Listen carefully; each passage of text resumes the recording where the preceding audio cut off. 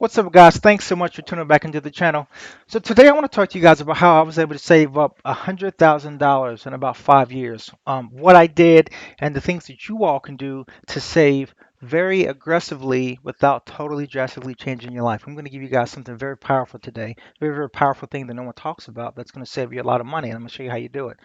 So the number one thing that I did was, so let me take a step back. So I work in IT as a systems engineer. I've worked in the industry for probably 13, 14 years now. So I've been very fortunate enough to work in a very high paying field. But this is a trick that works in any industry, irrespective of how much money you make or anything like that. So what you want to do is you want to make sure that you pay yourself first. It doesn't sound very powerful, but let me explain to you guys exactly what I mean by that.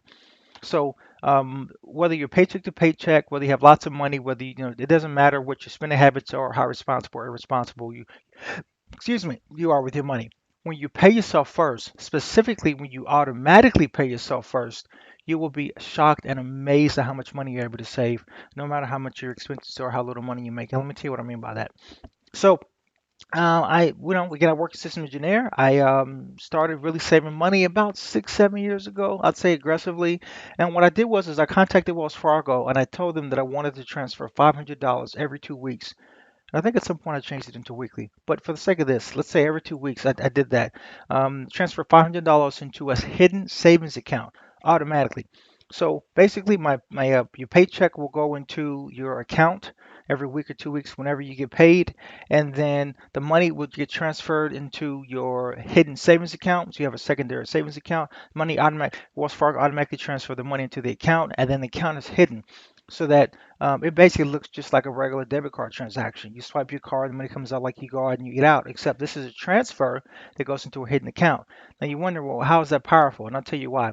If you're like most people, you probably either A, don't check your statements, or if you do check your statements, you don't itemize. You just look at how much money you have, you do a quick cursory glance, and you keep it moving, right? So when you take this money and you transfer it into the savings account, or like let's say when you get paid every 2 weeks or every week, whenever your schedule is, the money comes out as though it's just a regular transaction. It's almost like you just paid a $500 bill or $300 bill, however much money you have transferred, or $50, every 2 weeks, and you don't even miss the money. It's like it was never even there. You get paid every 2 weeks. You schedule the savings transfer for the days that you get paid, or roughly, roughly like that. Money comes out to the hidden savings account. It's like you just don't even realize it's there until you realize 6 months later, right? Because everyone knows out of mind, out of sight. Until 6 months later, you remember, wait a second.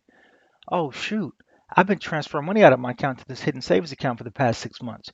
Let me call Wells Fargo and see how much money's in that account. And then you find out you have like $2,000 in the account. That is the number one thing that got me ahead in the game about 6 years ago. I was transferring $500 into a hidden savings account. So I called Wells Fargo, opened up a savings account. I went online to the online portal. I hid the account, and I told Wells Fargo that I want you to transfer $500 automatically. I don't have to keep calling them. It does it. You set it up online or in the branch, and they say, okay, cool, it's been set up. And then the money just literally comes out, and I log into my account, and I don't even see the money. I can't even see it's been there. It's just gone. And then until you call Wells Fargo, you're like, hey, can you show me my hidden savings account, how much money's in there? I'm like, oh, yes, Mr. So-and-so, you have, $6,000 in there. You're like, well, damn, I totally forgot about it, right? Because, it's out of mind, out of sight. And so if you have transfer set up, it's like you just did a regular deduction. So what you're doing is psychologically is you're using your weakness to your strength. You see what I'm saying? So by knowing that you don't check your statements and by knowing that you don't really manage the money a lot and that you're not itemizing and that you just kind of use it, swipe your card without really paying attention to it, you're using that to your advantage by saying, well, I'm going to forcefully make myself save the money and forget that I've even saved it.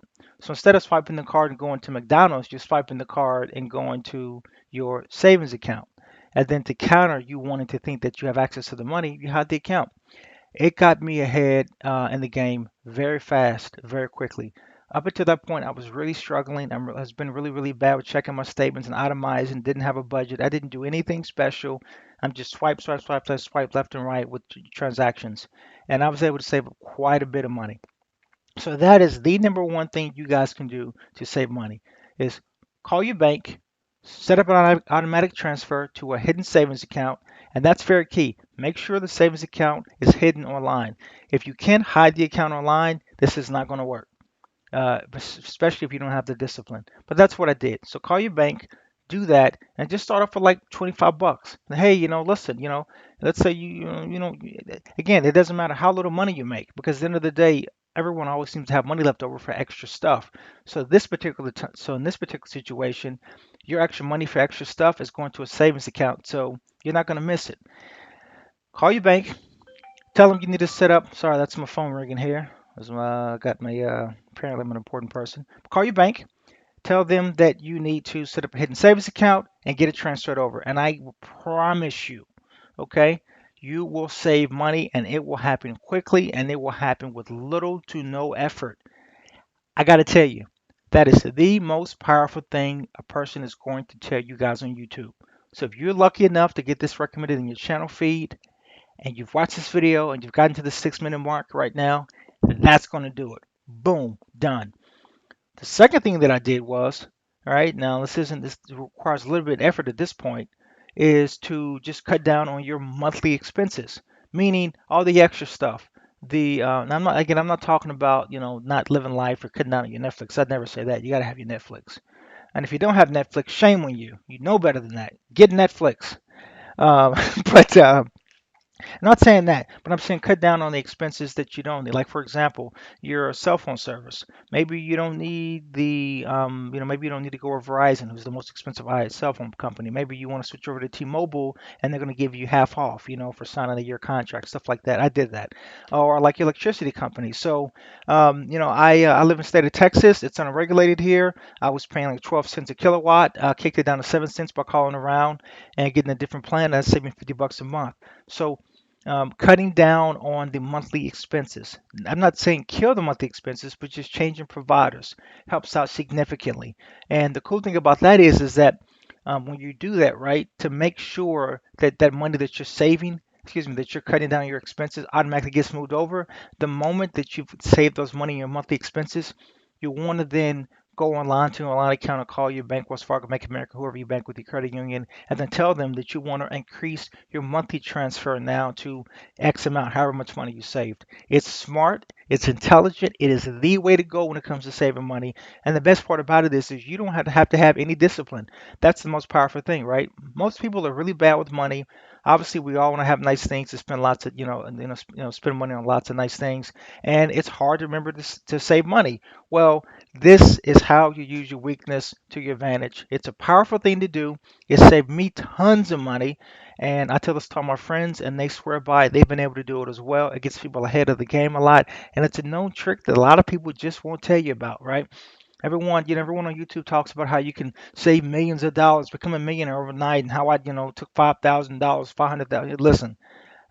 Listen, this channel is about common sense, to the point approach to actually getting ahead in the game. No fictional fairy tale stuff. This is how regular people, such as myself, can get ahead in the game, how you can too, so you can live a better life for you, your family, and have the things that you actually want to be able to afford without having to actually kill yourself, from a financial aspect or feel like you can't live life. So that's it. Right. Now, if you guys are wondering, well, what the heck is this on my page right now? This is just I did a quick Google search to see what some of the recommendations were. A lot of the financial management sites were talking about. And then this here, this whole $4 mocha latte crap. I mean, listen, I'm sorry.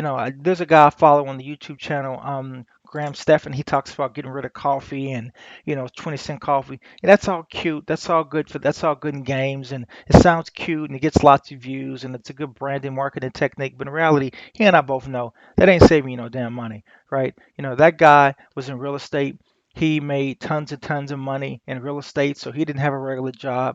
He also had some financial savvy. He bought the stock market down when it was in 2009 at the lowest, went in heavy, and became a millionaire that way. So let's not pretend like you're gonna become a millionaire by saving $3 on a mocha latte. It ain't happening. All right, it's not gonna be a life changer. If you like mocha lattes, enjoy your damn mocha lattes. All right. If you like getting out every now and then, go out and eat out. You work hard, you play hard, and you need to be able to treat yourself. So this is not a channel that's going to talk about how you shouldn't be eating out all the time. Now, don't get me wrong. You can overextend yourself, right? You can waste a lot of money now. Hell, you could literally go broke, eating the five-star restaurants. But this is a channel that's about common sense approach to getting ahead in the game and making money. All right, that's how we do it. So that's how I made $100,000. I do invest that money into the stock market. I have it in ETFs, I have it in mutual funds, I have it in bonds, and I have it in stocks. I'm going to be doing videos about the stocks and mutual funds ETFs that I have into the stock market right now and help you guys as well. But if you're struggling to make money, to save money, and to get ahead in the game, that is the number one rule. I have looked all over YouTube. Not a single person has talked about it. You heard it here first. So if you think this is great advice for you and it works out for you, or if you're lucky enough to find this out already, you're like, hey, I really like this guy's channel, hit the like button, hit the subscribe. And you know what I really like the most? I love when people leave comments. I'm not even going to lie. When I look down at the video and I see that I have comments, that lets me know that you guys actually are watching and that you're engaged and that it was important enough for you to want to say, damn, I do like that channel. It was pretty good advice. So please leave comments. I don't even know if that's good for the algorithm or not. I just know that that makes the content creator feel good. So thank you guys for tuning in. Appreciate it. Please also let me know any additional financial videos you guys want to have talked about. It doesn't matter what range it is, if I have any experience in it, and if I don't, I can do some research on it and do a nice video on you guys, do a nice video for you all. And yeah, thanks for tuning in. So hit the like, subscribe. Talk to you later.